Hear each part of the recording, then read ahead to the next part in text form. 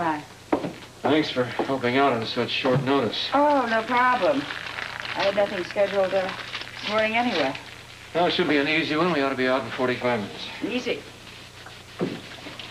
Oh, good. I thought you'd already gone in. Oh, we're scrubbing. I know that this is important, Monica. Well, all right, Rick, would you excuse us? Sure.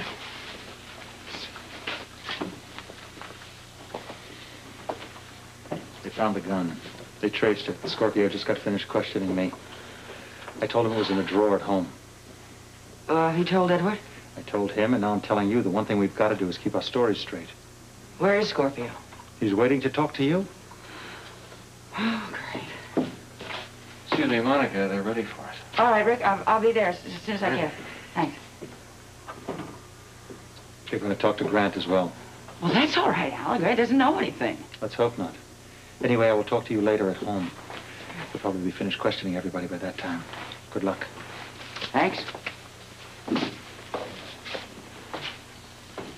You've got me for the next 2 minutes, then it's back to the front. I have a patient in therapy. Tell me, how long have you been staying with the Quartermains? 2 weeks, maybe a little longer.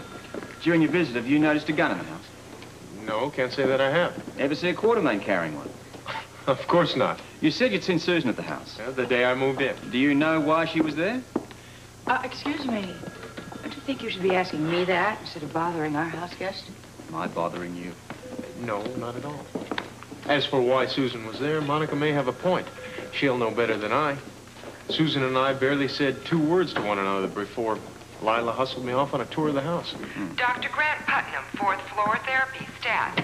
Dr. Putnam, 4th floor, stat. This is my patient. Well, thanks for your time, Doctor. Let me know if you need anything else. Thank you. Dr. Putnam, 4th floor, stat. See you later.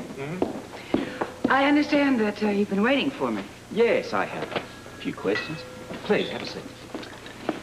Fire away. I don't know whether you're aware of this or not, but the ballistics people have traced the murder weapon to your husband. He is the legal registered owner of said weapon. What does he have to say about that? You haven't spoken to him. Well, of course not. I've been in OR all morning. He claims the gun is in the desk drawer.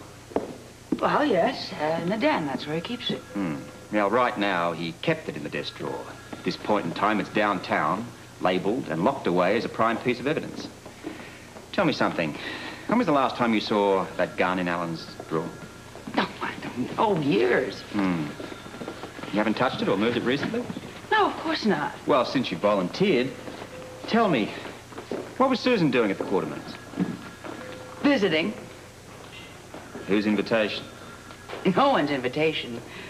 She didn't bother being invited. She would just drop by periodically to gloat, to remind us all that Jason would one day be living in the mansion. In this particular visit that Grant mentioned, were you all there?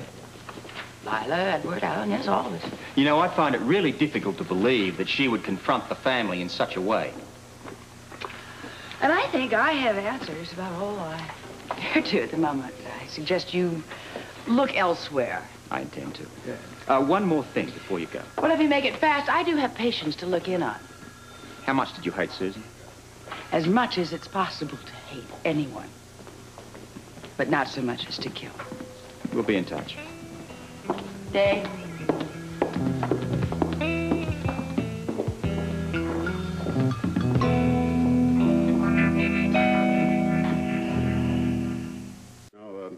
This is very important, Stella. Well, now, if it's about the coffee, I'm really very sorry. I've ordered a new coffee maker and a brand new blend. No, this has nothing whatever to do with coffee.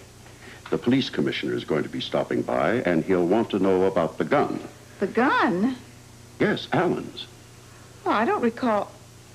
Oh, you mean the gun in Alan's drawer? Well, I haven't seen that in months. Good. Good? Yes. Now, the commissioner is going to want to see the desk and the drawer. You're to show it to him. Of course. And he'll probably want to ask you some questions. And just feel free to answer honestly, because we have nothing to hide. Yes, sir. Oh, that should be Scorpio. Show him in. Okay.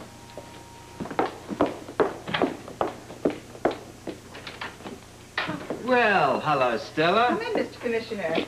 Mr. Quartermain. Well, what can I do for you, Scorpio? I hope this isn't going to take too long, because I have a very urgent business appointment. The gun that killed Susan is registered to your son.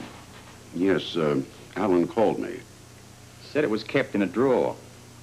Yes, in the study, but, you know, I think that gun must have been stolen. I searched that drawer a while ago, and it doesn't seem to be there. Could I see? Oh, yes. Stella will be delighted to show you. I'm afraid I must leave for that appointment. I may need to have a little chat with you later. I'll be delighted to keep myself available. Just be kind enough to call before you come. Excuse me. Right this way, Mr. Scorpio. It's strange that that gun should pop up after all these years. Stranger, too, that it should disappear from Alan's den. Listen, anybody else but Grant Putnam and the Quartermains used that room? No. What about Susan? She was here a couple of times. Well, only once recently. But could she have taken the gun? I mean, it would only take a moment. Yes, she could, but I'm positive she didn't go in that den. Anyone else? No? It has to be one of them. Wait a minute. Oh, I'm mistaken. You know, there is somebody else. It was Scotty Baldwin. Scotty? Why? Well, he was sitting in the living room waiting for Mrs. Quartermain, and he needed a pen. I told him there was one in the den in the drawer. And he went in and got it alone? Oh, absolutely alone. Oh, Stella. I love you. You could just have saved the day.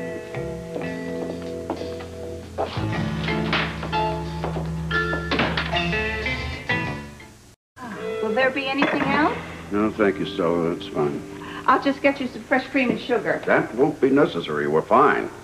Oh, how about some hot biscuits left over from breakfast? Stella. Oh, yes, sir.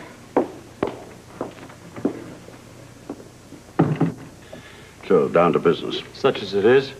Are there any new developments? Yes, a change in strategy. I didn't know we had one. We all agreed to put up a united front and fight this unfortunate situation together. That's the strategy? Yes. So? None of that has changed. What? Well, it sure would help things if whoever did take the gun would at least admit it. Then we could figure out what to do about it.